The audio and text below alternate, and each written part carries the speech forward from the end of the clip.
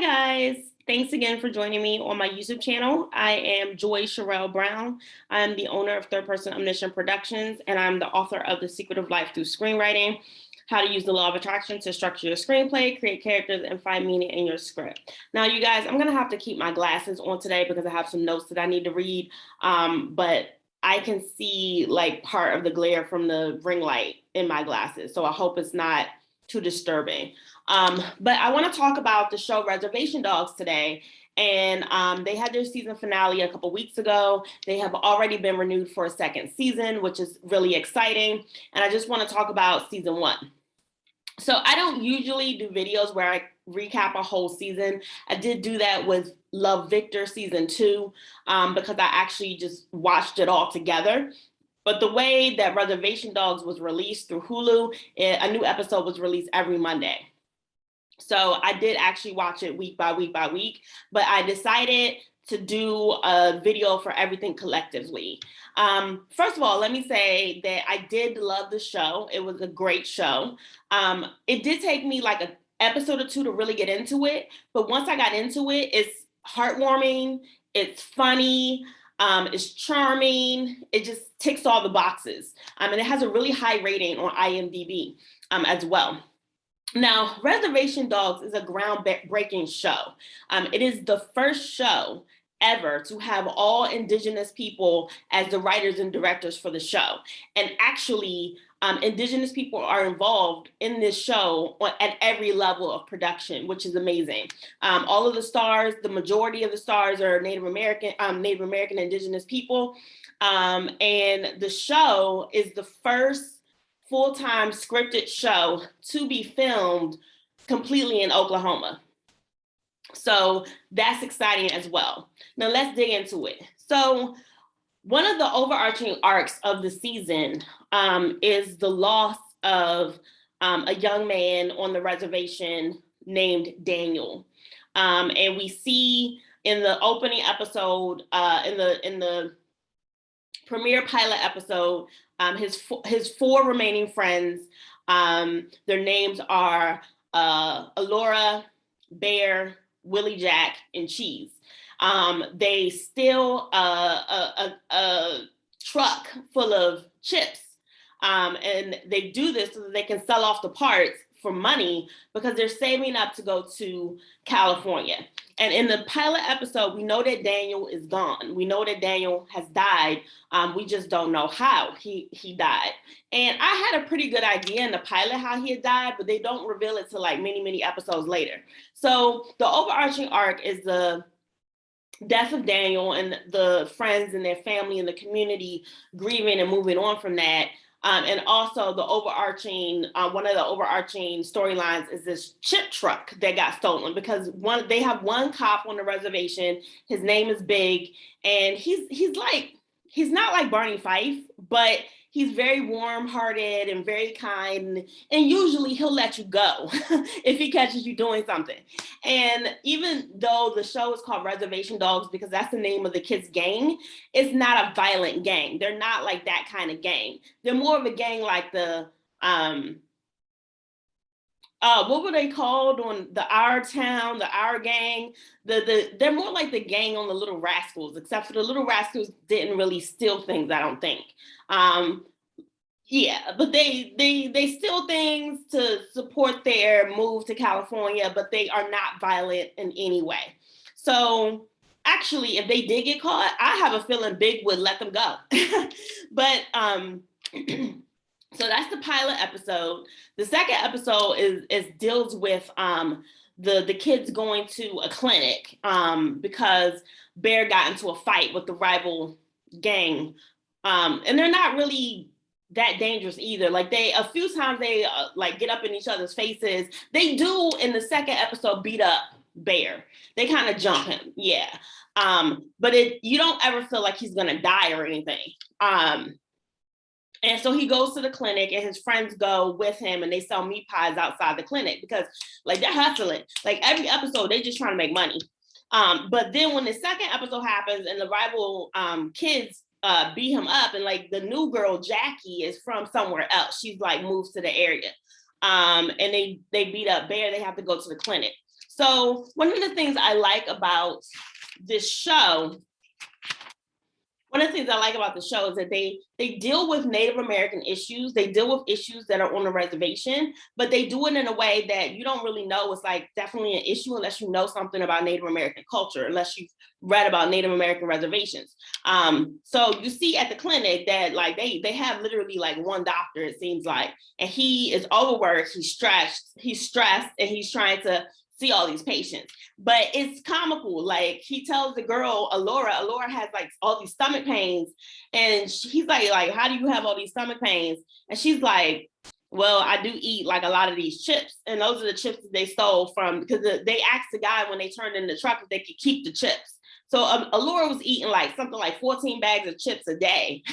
And he was like, well, stop eating the chips. That's all you have to do. And then it was funny because like at the end of the episode, he went on break and he went outside and he was like enjoying the chips. It's hilarious because he was like, I guess he was like, yo, these chips are so good. She wants to eat 14 bags a day. I got to try these chips myself. Episode 3 was my favorite episode. My favorite episode when Alora goes and finds her Uncle Brownie because she has heard that he beat up like 10 guys at one time at a bar a long time ago. It was her mother's uncle, cousin, brother. So in the show, they always say uncle, cousin, brother, because it's like they might be cousins, but they're more like brothers. Or they might be his uncle, but they're more like the cousin. So turns out Brownie is like a recluse, basically. And oh my God, one of the funniest jokes of the whole season is that he's like, I live off the land. I never go anywhere. And Willie Jack looks around and she's like, and Sonic, because he has like all these bags and cups and stuff from Sonic. Hilarious.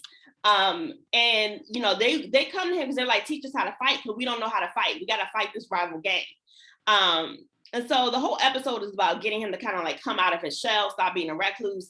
They actually go back to the bar where he beat up all these people. And it is satisfying in terms of storylines because you find out that he actually did beat up that many people, but the people at the bar are like, no, he actually beat up more people than that.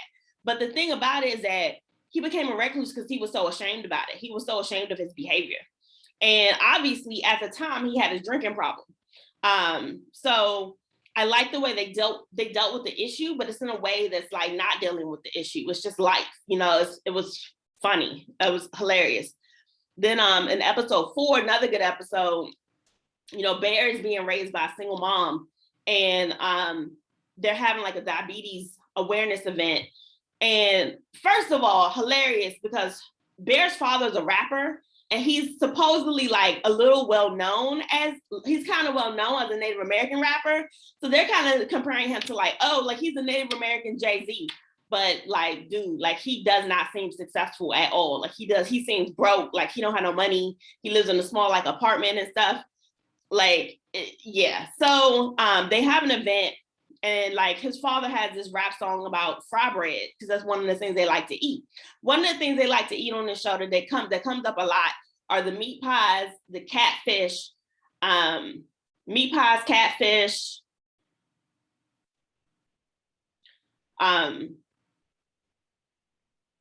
Like it's something called the back. It's like backstrap. I think that's what's called backstrap, and that's like coming from a dead deer. And then they also, yeah, like the fry bread, the catfish, the backstrap, the meat pies, the catfish, the backstrap. I feel like there's something in the fry bread. I don't know. I feel like I'm saying the same things over and over again. But he has a rap song about the fry bread. And the people that are organizing the event for the diabetes awareness, like, yeah, we're going to have him come perform. And we're going to have like the biggest fry bread, the fry bread that's bigger than your head. And I'm just like, yo, like, isn't that bad for diabetes? But it's funny because like Bear's mom is sitting there in the meeting and she's like, what? Like she just got a job at the clinic like the year before. Or whatever. And you know, Bear's father is her ex. And so she really doesn't want him to come. And it turns out like Bear is anticipating his father coming the whole time.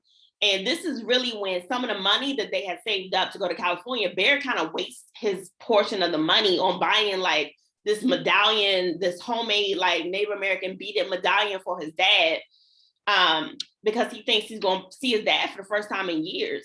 And of course, his mom was right.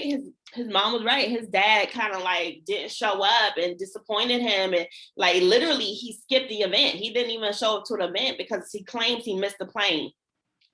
I don't know, but that was a great episode. It was, you know, it was funny as is for par with Reservation Dogs. It's funny, but it's heartwarming at the same time. So episode 5 is one of my favorite episodes because Cheese is one of my favorite characters of the kids. Cheese is like, he's so, I don't know how to explain his personality. He's so like in step with the times, like Me Too, how women should be respected. Like he's very much like that. He's sweet. And he goes for a ride along with Big, and we find out that Cheese's aspiration, like if he had a dream, it would be to be a detective. But part of you was kind of like, Cheese went on the ride along to get out of class. And this is the episode where you learn that Big doesn't really arrest people if they don't really seem like a bad guy. If they're just kind of like, you know, doing something that they're not supposed to be doing, he's just like, if you took that, go put it back, kind of thing. And this is also the episode where we learn about the deer lady.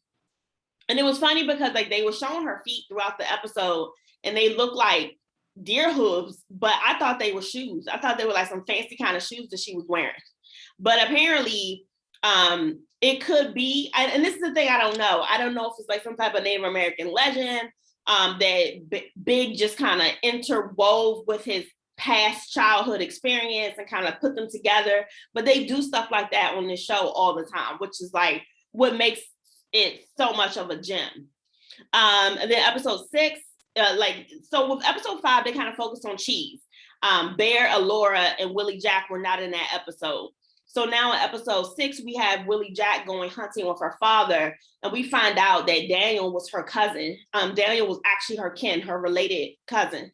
And she's still grieving over that. Her dad is still grieving over that. Her mom is still grieving over that. And in this episode, Willie Jack goes hunting with her father, and they have some flashbacks of when Daniel, last time Daniel came with them to go hunting. It's a very, again, funny episode, but moving and heartwarming and charming, like every episode of this show. Episode 7 is basically focused on Alora. She goes to get her driver's test. She goes to pass her driver's test because, you know, you realize this later on, like another episode, the whole reason why she's trying to get her driver's license, because somebody's got to drive them to California. Duh, right? I didn't even think of that, like while I was watching the episode. But in this episode, she goes to take her driver's test, and her driver instructor is one of her former coaches, because apparently before she dropped out of school, she played basketball. And, you know, you kind of see on this show that there's like, you have this feeling of like no hope on the reservation. You have this feeling of like they don't have a lot of chances and opportunities on the reservation, and it just kind of crushes them.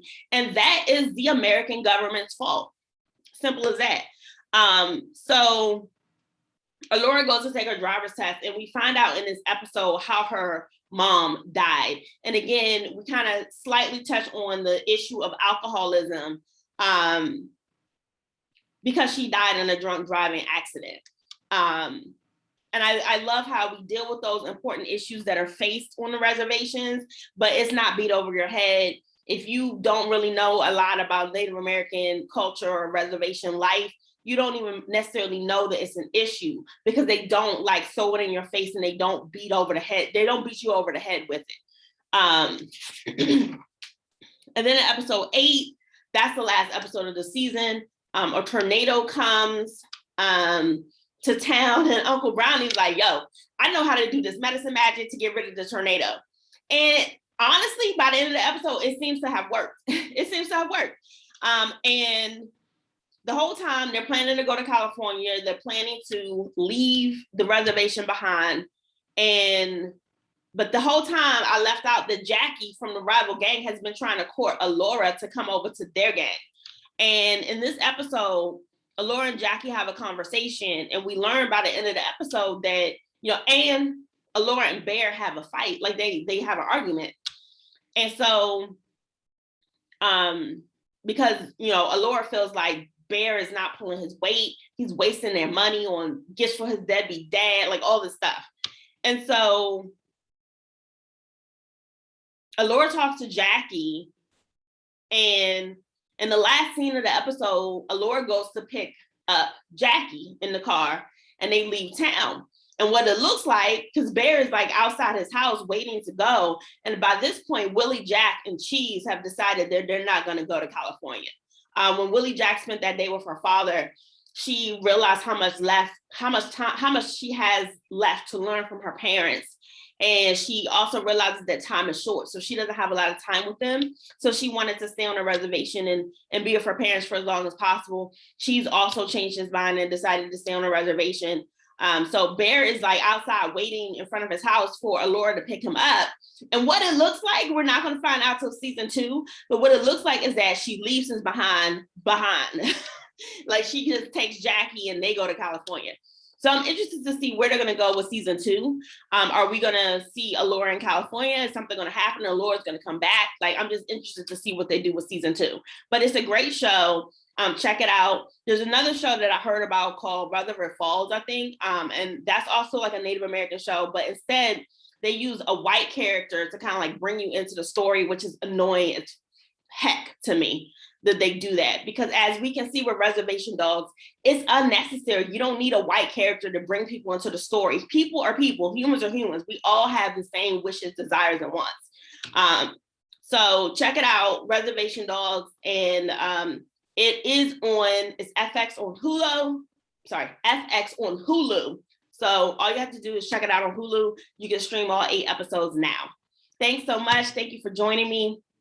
Make sure you go do something creative, go write something, paint something, read something, just do something that's creative. And if you like this video, please like it, share it out with your friends, and subscribe to my channel so you don't miss any upcoming videos. Thanks so much for joining me again, guys, and I will see you next time. Bye.